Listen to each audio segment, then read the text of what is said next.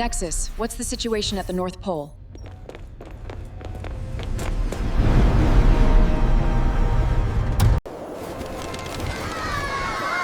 What is that sound? The North Pole is being invaded!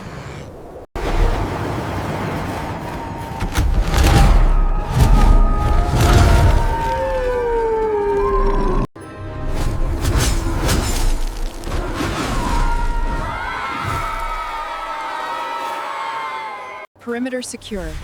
All clear. Looks like the celebration is starting. Threat assessment negative. Proceeding to festive gathering.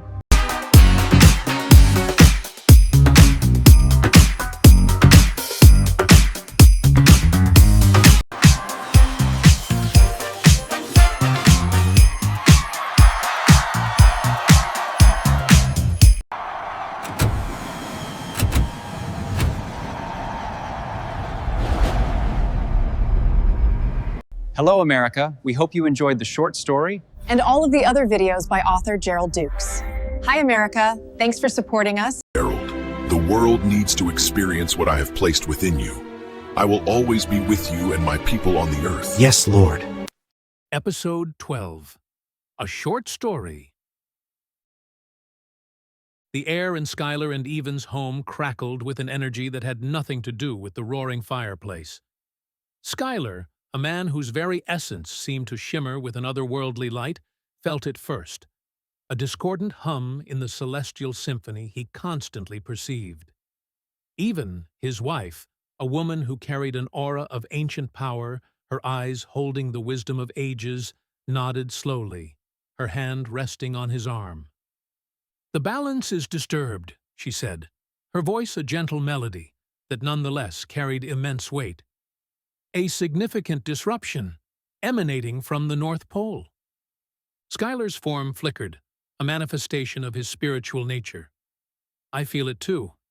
A cold, sharp intrusion. Not the natural chill of the Arctic, but something malevolent."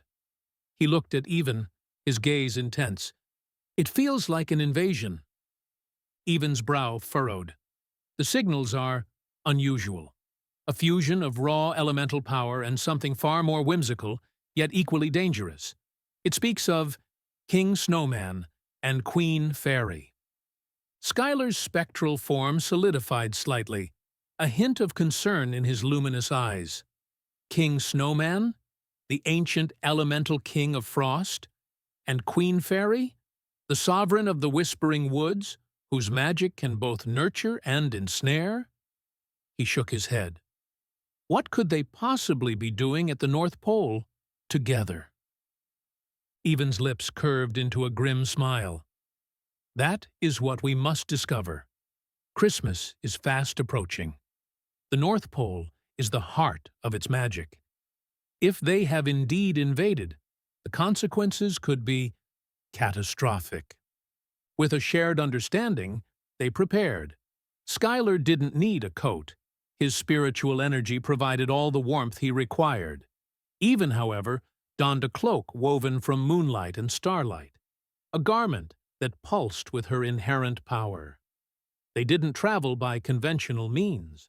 Skylar simply willed them to be there, and the world around them blurred, the cozy warmth of their home replaced by the biting, crystalline air of the Arctic. They materialized on a vast expanse of snow, the aurora borealis painting the sky in ethereal greens and purples. The silence was profound, broken only by the whisper of the wind. But beneath the silence, Skylar felt it, the unnatural hum, now amplified, a symphony of clashing energies. "They're here," Skylar confirmed, his voice barely audible against the wind. "And they've brought their influence with them." Even surveyed their surroundings.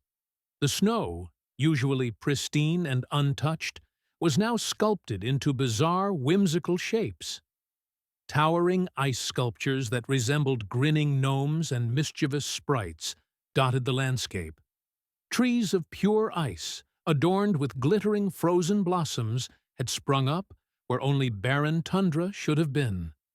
It was a perversion of the natural order, a fairy tale gone awry. "This is Queen Fairy's touch," Even murmured, a hint of disapproval in her tone. "She's always been one for extravagant displays. But King Snowman, his influence is usually more elemental, less decorative." They followed the trail of corrupted magic, their steps leaving no imprint on the snow. The further they went, the more pronounced the changes became. The air grew heavy with an unnatural sweetness, like overripe berries and spun sugar, a scent that clashed violently with the crisp, clean air of the North Pole. Then they heard it. Laughter. A cackling, childlike sound, laced with a sinister undertone, and a deep, booming chuckle that seemed to shake the very ice beneath their feet. Rounding a colossal ice formation that resembled a frozen, laughing jester, they saw them. King Snowman, a colossal figure of packed snow, his eyes 2 chips of obsidian, his grin a jagged line of icicles, stood beside Queen Fairy. She was a vision of delicate, crystalline beauty, her gown shimmering with captured starlight, her hair a cascade of silver icicles, but her eyes, usually alight with playful mischief, now held a cold, calculating gleam. "Well, well," King Snowman boomed, his voice echoing across the frozen plains. "Look what the Aurora dragged in. The celestial meddlers." Queen Fairy twirled a strand of icicle hair around her finger. "Skylar, the spirit man, and Even, the sovereign vessel. To what do we owe the pleasure of your presence in our newly decorated kingdom?" Skylar stepped forward, his spectral form radiating a steady, calming light. "King Snowman, Queen Fairy, you have disrupted the balance of the North Pole. This is not your domain to claim." "Claim?" Queen Fairy scoffed, a tinkling sound like breaking glass. "We are merely redecorating. The North Pole has been so dreadfully dull for centuries. All that snow and ice so monotonous. We thought it needed a touch of whimsy, a touch of enchantment. And a touch of power," King Snowman added, his obsidian eyes glinting. "The magic of Christmas is at its peak here. We are simply harnessing it for our own purposes." Even's voice was calm, but a tremor of power ran through it. "Your purposes are a threat to the very spirit of Christmas. The children of the world await. Their belief fuels this magic. You cannot hoard it, nor twist it to your will." "Oh, but we can," Queen Fairy purred, her gaze sharp. "King Snowman's icy dominion over the elements, combined with my own mastery of illusion and enchantment, we are unstoppable. Imagine a Christmas where all the gifts are made of ice, where the carols are sung in tinkling frost, where the world is frozen in a perpetual, beautiful winter." Skylar felt a surge of righteous anger. "That is not Christmas. Christmas is about warmth, joy, and giving. It is about the light that shines in the darkest of times. Your vision is one of coldness and stagnation." "And yours is one of fleeting sentiment," King Snowman retorted, stomping a massive snowfoot, sending ripples through the ice. "We offer permanence, an eternal, perfect winter. The world will be grateful for our improvements." "The children will not," Even stated, her voice firm. "Their belief is not in eternal frost, but in the hope of a warm hearth and shared joy. You are stealing that hope." Queen Fairy laughed, a cold, sharp sound. "Belief is a fickle thing, easily swayed, especially when presented with such dazzling spectacle." She gestured, and the ice sculptures around them seemed to writhe, their frozen grins widening, their eyes glowing with an eerie light. Skylar knew they couldn't let this continue. The aurora above seemed to dim, the vibrant colors muted by the encroaching chill. We will not allow this. The balance must be restored. Then you will have to go through us, King Snowman declared, raising a massive snowball, its surface crackling with raw frost. The confrontation began. Skylar unleashed a torrent of spiritual energy, a wave of pure, unadulterated light that pushed back against the encroaching cold. Even raised her hands, and tendrils of moonlight and starlight coiled around them, forming a protective shield. King Snowman hurled his snowball, the impact sending shards of ice flying. Skylar deflected it with a blast of energy, the snowball dissolving into a cloud of freezing mist. Queen Fairy, meanwhile, wove illusions, conjuring phantom snowdrifts that threatened to engulf them, and spectral snow creatures that lunged with icy claws. Even met the illusions with waves of pure, untainted power. Her light dispelled the phantoms, her warmth melting the spectral snow. But the sheer force of their combined magic was immense. King Snowman's icy blasts were relentless, and Queen Fairy's enchantments were insidious, attempting to freeze their very spirits. They are drawing power from the very heart of Christmas, Even grunted, struggling to maintain her shield. The more they corrupt it, the stronger they become. Skylar saw it too. The whimsical ice sculptures pulsed with a stolen energy. The frozen trees glittered with a malevolent gleam. He knew they couldn't simply overpower them. They had to break the connection. "The source!" Skylar shouted, his voice strained. "The source of their amplified power. It's tied to their twisted vision of Christmas. We need to remind them what Christmas truly is." Even understood. She shifted her focus, her power no longer solely defensive. She began to project images, not of power or destruction, but of warmth, of joy, of children's laughter around a crackling fire. She sent out waves of pure, unadulterated Christmas spirit, the scent of gingerbread, the sound of carols, the feeling of a loved one's embrace. King Snowman faltered. The images, so contrary to his icy reign, seemed to chip away at his resolve. He saw a child's face, alight with wonder as they unwrapped a gift. He heard the joyous shouts of children playing in the snow, not in a frozen, desolate landscape, but in a world filled with life and warmth. Queen Fairy recoiled. The warmth, the genuine joy, was anathema to her current purpose. Her illusions flickered, the dazzling spectacle she had created suddenly seeming hollow and cold. She saw not the beauty of eternal winter, but the loneliness, the isolation. Skylar seized the moment. He focused his spiritual energy not as a weapon, but as a beacon.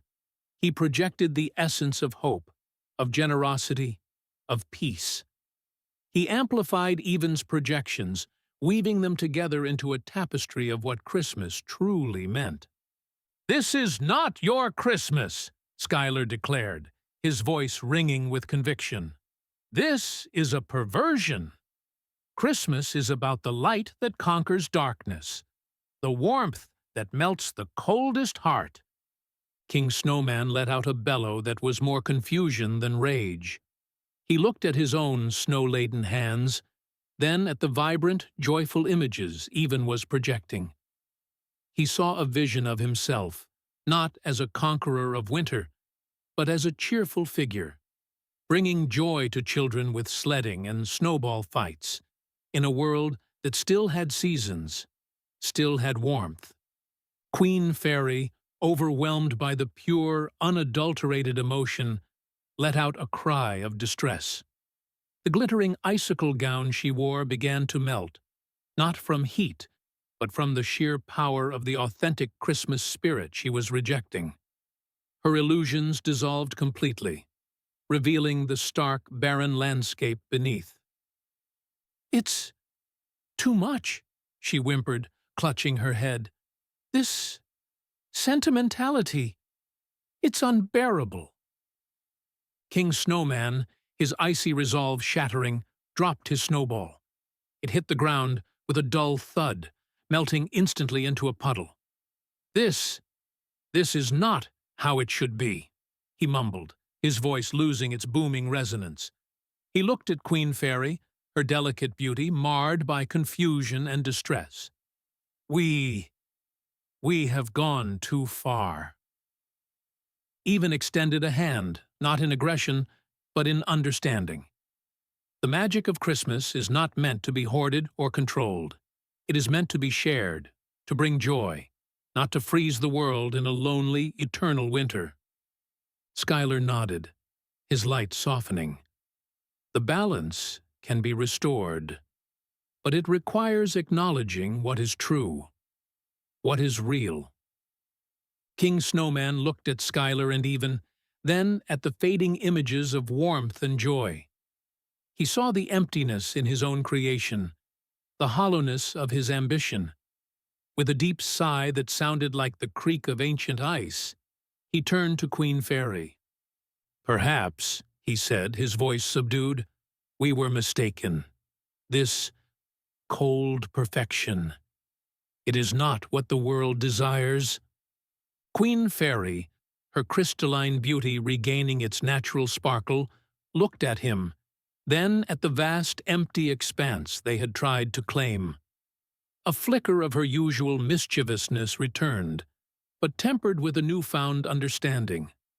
Indeed, a bit too much sugar and ice, perhaps, and not enough merriment. With a shared glance, they began to undo their work. King Snowman's icy touch receded, the whimsical sculptures melting back into the natural snow. Queen Fairy's enchantments faded, the frozen trees dissolving like mist. The air began to clear, the oppressive sweetness replaced by the clean, crisp scent of the Arctic. The aurora borealis flared back to life, its colors vibrant and pure. Skylar and Even watched as the North Pole returned to its natural state, the balance restored. King Snowman and Queen Fairy, their power diminished and their ambition quelled, looked chastened. "We will return to our own domains," King Snowman said, his voice now a low rumble, "and we will remember this lesson." Queen Fairy offered a small, genuine smile. "Perhaps, next year, we can collaborate on a truly spectacular display of winter wonder. One that doesn't involve freezing the entire world." With a final nod, they vanished, not with a clash of power, but with a gentle shimmer, returning to their own realms. Skylar looked at Even, a sense of peace settling over him.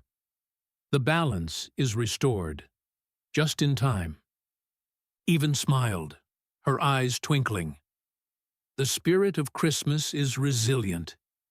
It always finds its way. As they prepared to return home, the aurora borealis painted the sky in a breathtaking display, a silent testament to the enduring magic of the North Pole and the triumph of warmth and joy over cold ambition. The world would have its Christmas, and the children would receive their gifts, fueled by the belief that Skylar and Even had so valiantly protected. And so, the Spirit Man universe continues with legends and new alliances that will enhance the Christmas seasons and beyond. We hope you all have a great Thanksgivings, remembering to pray and love one another as Jesus Christ's disciples, and have a very Merry Christmas. May God bless and keep you safe. Thanks for watching and your support.